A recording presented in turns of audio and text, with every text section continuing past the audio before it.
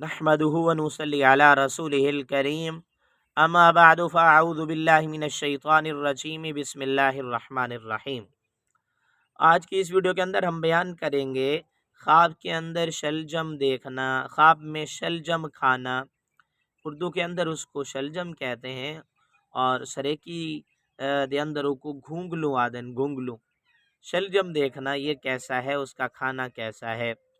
इमामुल मुअब्बिरीन अल्लामा इब्न serine रहमतुल्लाह अलैह फरमाते हैं, ख्वाब के अंदर शलजम को देखना अगर अपने मौसम में हो और ज़ैका उसका अच्छा हो तो रिज़्क की कुशादगी की तरफ इशारा है, रिज़्क में इजाफे की अलामत है।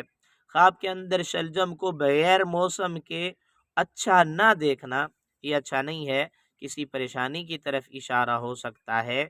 इस सूरत के अंदर सदका वगैरह करना चाहिए।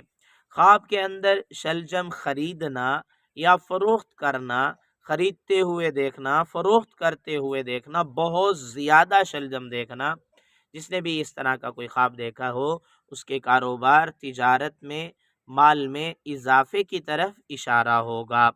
ख्वाब के अंदर शलजम को, गंदे शलजम को उठा के अपने से दूर फेंकना, दूर उसको डाल देना।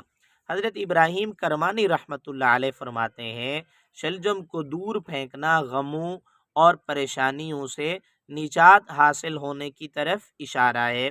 क्योंकि बाज़ ताबीर दानों के यहाँ शलजम की ताबीर एक जो है ना वो अच्छी नहीं है, इसलिए अगर अपने आप से दूर फेंका है तो इसका मतलब है गमों से, परेशानियों से निजात हासिल होने की तरफ भी इशारा है। इसी तरह ख्वाब के अंदर शलजम को काट कर उसका सालन बनाना ये भी अच्छा है, रिस्क में कुशादगी की तरफ, रिस्क में इजाफे की तरफ इशारा है। मेरी दुआ है अल्लाह रब्बुल इज़्ज़त से अल्लाह ताला हमारे ख्वाबों को हमारे हक में बेहतर फरमाए।